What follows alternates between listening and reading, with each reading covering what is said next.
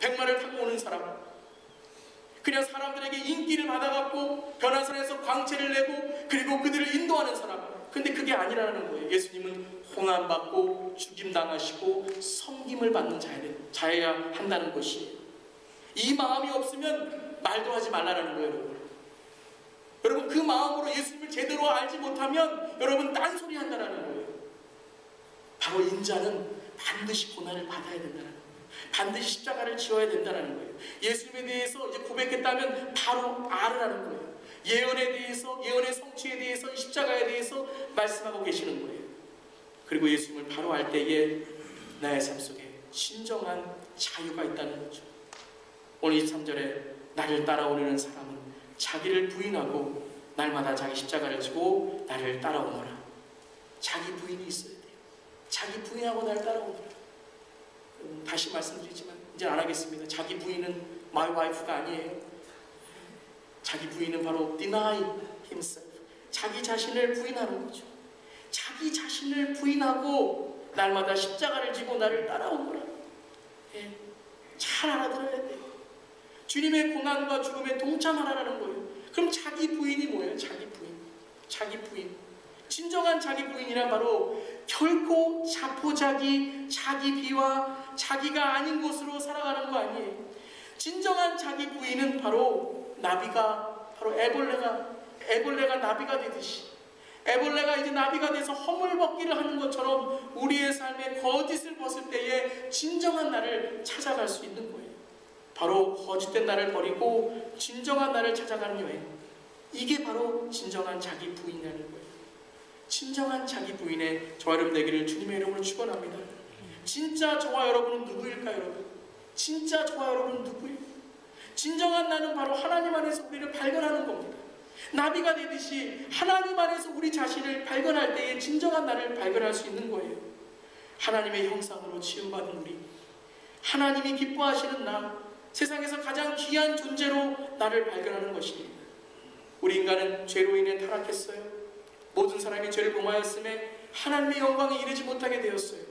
하지만 모든 사람이 바로 예수 그리스도를 찾을 때 바로 나를 찾을 수 있는 거예요. 우리는 깨진 거울, 굴절된 형상을 갖고 있어요.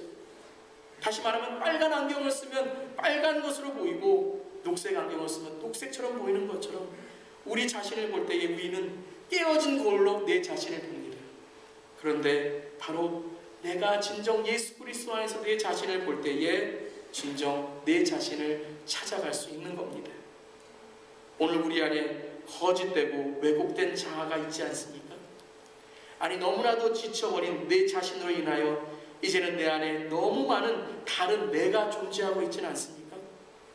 여러분, 달리기 선수, 100m 선수는요 아주 심플한 유니폼을 입고 있습니다.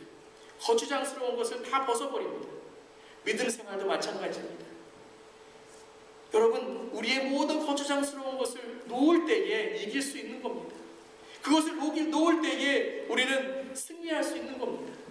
여러분, 다윗이 골리앗을 무찌르러 나갔을 때에 자기에게 어울리지 않는 갑옷을 벗었다 그랬어요.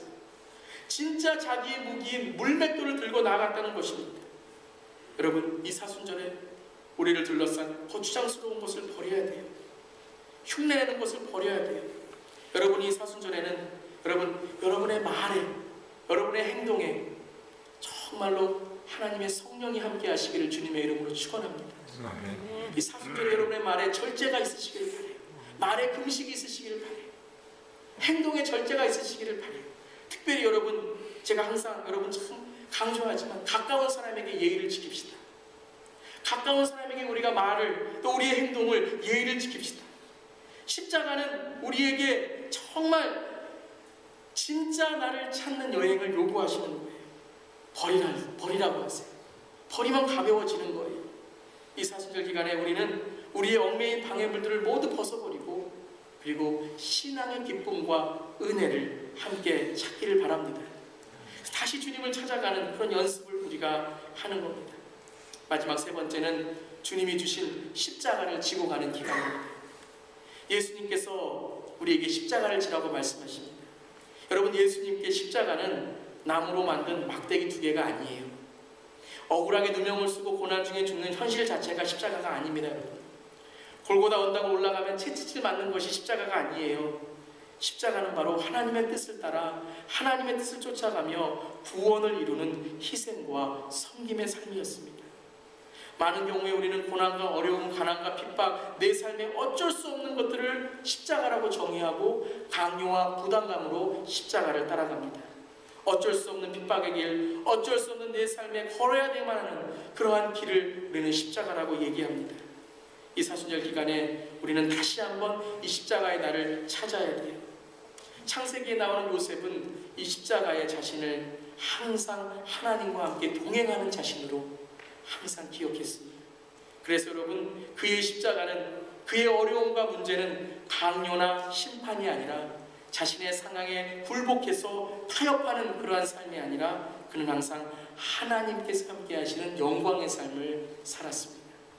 창세기 45장 7절 8절에 요셉의 고백을 한번 들어보세요.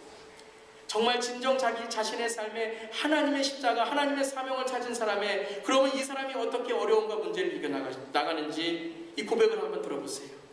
하나님이 나를 형님들보다 앞서서 보내신 것은 하나님이 크나큰 구원을 베푸셔서 형님들의 목숨을 지켜주시려는 것이고 또 형님들의 자손을 이 세상에 살아남게 하시려는 것입니다. 그러므로 실제로 나를 이리로 보낸 것은 형님들이 아니라 하나님이십니다. 하나님이 나를 이리로 보내셔서 바로의 아버지가 되게 하시고 바로의 온 집안의 최고의 어른이 되게 하시고 이집트 온 땅의 통치자로 세우신 것입니다.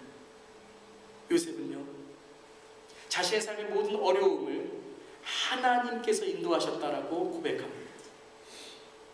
요셉은요, 불평하고 원망하면서 나에게 왜 이런 문제와 십자가에 이 어려움을 주셨냐라고 하나님을 원망한 것이 아니라 하나님께서 나를 이리로 보내셔서 나를 인도하셨다라고 고백합니다. 오늘 여러분에게 있는 십자가는 무엇입니까? 하나님께서 계획하시는 여러분의 삶의 길은 무엇입니까? 십자가는 나의 삶에서 하나님의 영광을 나타내는 하나님의 구원의 역사를 말하는 것입니다. 욥은 모든 소유를 잃고 건강을 잃었지만 십자가를 잃지 않았어요. 하나님의 통치하심과 하나님의 은혜, 그분의 계획과 신뢰하는 믿음을 잃지 않았습니다. 그래서 여러분, 이 십자가는 신약만 있는 것이 아니라 이 십자가는 성경 전체를 통하여 하나님께서 이루고자 하시는 구원의 역사를 말씀하시는 겁니다. 이것은 바로 우리가 고난과 역경 중에도 하나님의 소망을 잃지 않는 이유입니다. 십자가는 우리를 향한 하나님의 뜻이고 그렇기 때문에 어렵고 눈발이 날리는 흩날리는 슬픔의 그림자 속에서도 무거운 발걸음을 이겨내갈 수 있는 희망과 용기의 한 걸음입니다. 거짓과 가짜로 가득 채워진 외면적인 외신의 세상에서 우리의 자신을 부인하고 날마다 하나님께로 나아가는 훈련과 연습이 없이는 십자가의 길은 열어지지 않습니다. 날마다 예수님을 쫓아 내가 여기 있사오니 나의 마음 나의 몸 주께 드립니다라는 고백이 있지 않고는 우리는 십자가의 길을 찾을 수 없습니다. 어떤 자매가 꿈을 꾸었다고 합니다. 꿈속에서 자기 십자가를 지고 가는데 너무 무거운 거예요. 그래서 하나님께 기도했다 그러죠. 하나님, 이 십자가가 너무 힘들어요. 조금 가볍게 해주세요. 그랬더니 하나님께서 그것을 허락해 주셨습니다. 톱을 주시면서 잘라내라고 하셨죠. 그 자매는 십자가의 밑둥을 잘라냈습니다. 그렇게 한참을 찾아가는데, 걸어가는데 또 십자가가 무거워져요. 또 하나님 자르게 해주세요. 또 자릅니다. 십자가의 밑둥도 윗부분도 옆도 다 잘려나갑니다. 어려울 때마다 그냥 쉽게 십자가를 다 잘라버립니다. 인간관계에 어려움이 있을 때에도 그냥 피해버리고, 사랑할 수 있는 기회도 피해버리고, 신앙의 즐거움을 찾을 때도 피해버리고, 다 그냥 어려울 때 포기해버리고 잘라버립니다. 마침내 영광의 땅에 이르렀습니다. 이제 하나님의 영광의 땅에 이르렀는데 구덩이 하나가 있습니다. 하나님께서 그 자매에게 이 구덩이를 건너오라고 합니다. 주님, 구덩이가 있는데 어떻게 건너옵니까? 그 자매에게 이렇게 말씀하십니다. 십자가를 놓아라. 그 구덩이에 십자가를 놓아라라고 말씀하십니다. 그런데 아플상 이게 웬일입니까? 십자가 길이가 너무너무 부족한 거예요.